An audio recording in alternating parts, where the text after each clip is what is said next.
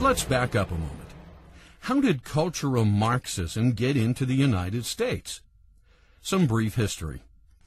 In 1923, members of the Marxist Communist Party set up an institute at Frankfurt University in Germany.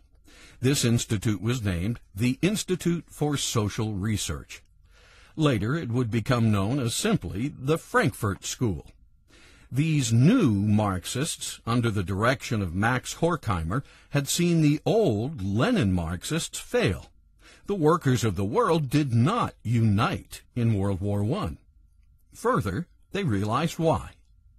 Antonio Gramsci, the disciple who wrote the prison notebooks, had it right. Marxism could only flourish after a long march through the cultural institutions.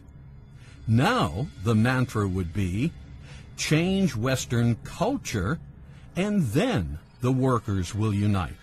After Marx, there were a group of Marxists who wisely decided that you could bring this collectivist society to a nation through culture as well, by introducing certain values and concepts that would break down the family. For example, if you could somehow break down the family unit so that it was no longer self-sustaining and no longer valued in a society, then that would leave individual members who formerly could turn to the family for support in times of need. They would now be cut loose. They would be without a place to go in times of need. So now they have to turn to the government. But just as the march through the institutions was about to begin, an anti-Marxist, anti-Semitic Adolf Hitler ascended to power, and World War II began. Since the leading lights of the Frankfurt School were Marxist, the school packed up its ideology and fled to America, settling down in New York City with the support of Columbia University. Now, if you ever wanted to really piss off Andrew Jackson, all you had to do was mention Rachel's name in vain, and he would challenge you to a duel. But what exactly is the march, and who was marching? What values has the long march through the institutions rolled over? How have Americans been affected?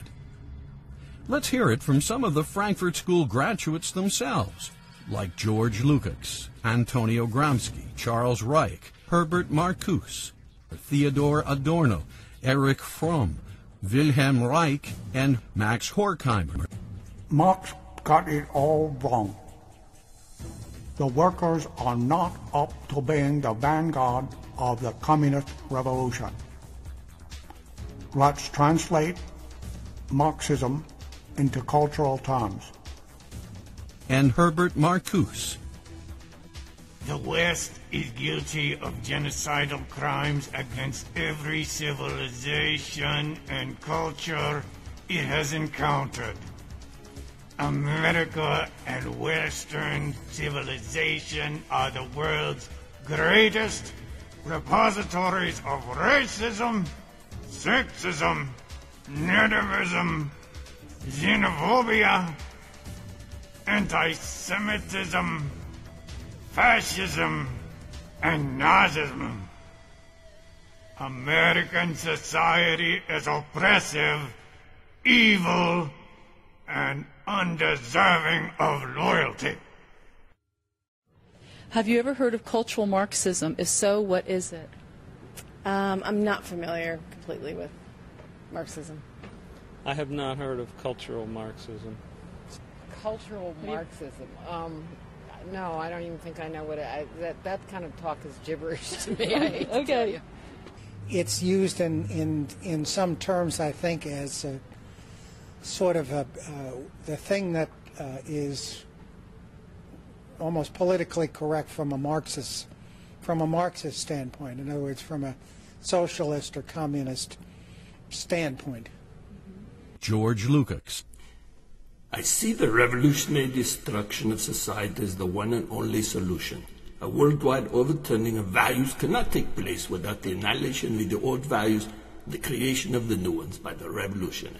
Lukács' gift to America later became known as cultural terrorism.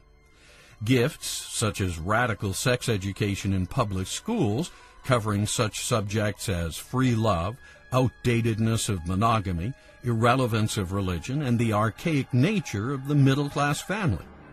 Women were called upon to rebel against the sexual mores of the day, such being the core values of Christianity and Western culture.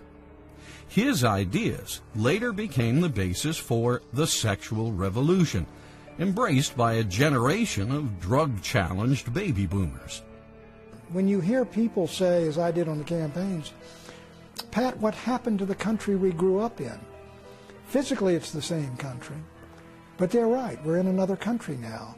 And this is why I think the cultural Marxists have prevailed and are prevailing. They have captured the young. What was the saying in the Abby Hoffman, we're going to capture your children? In a lot of ways, they did. Although Gramsci died in 1937, his prison notebooks lived on as the blueprints to de-Christianize the West. The civilized world has been thoroughly saturated with Christianity for 2,000 years. Any country grounded in Judeo-Christian values cannot, therefore, be overthrown until those roots are cut.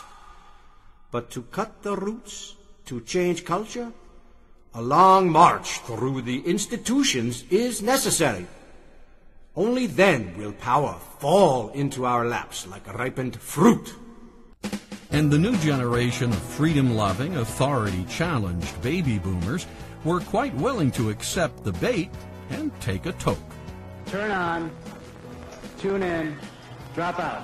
Yes, our prison planner, Antonio Gramsci, had quite a dream.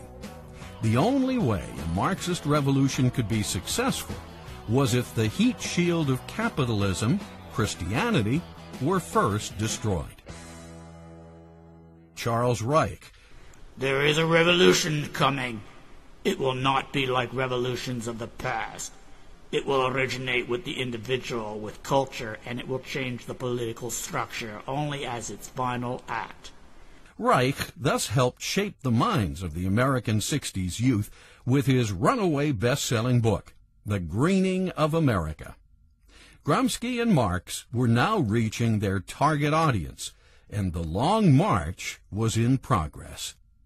In the 1960s, the church pulled back from the culture. You had the first Sex and Satanism film.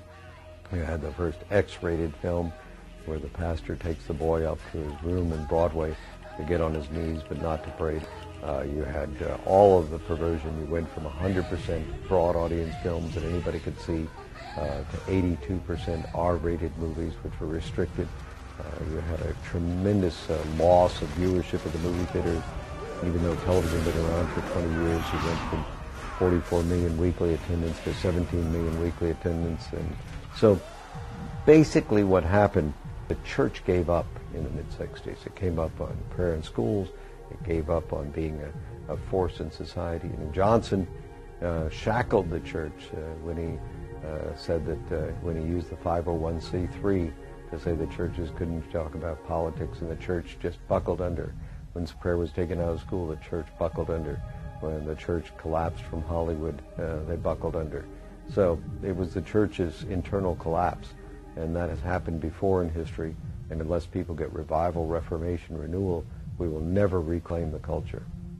So cultural Marxism would be that type of activity in any society that breaks down the culture in such a way so that people instinctively turn to government as an alternative for the support that they otherwise would have. This is done through art, it's through music, it's through literature, it's through motion pictures and that kind of thing. It's the implanting of certain ideas and concepts which make them very ripe for the philosophy of collectivism and makes them very ripe for turning to government as the big daddy, the big solver of all problems.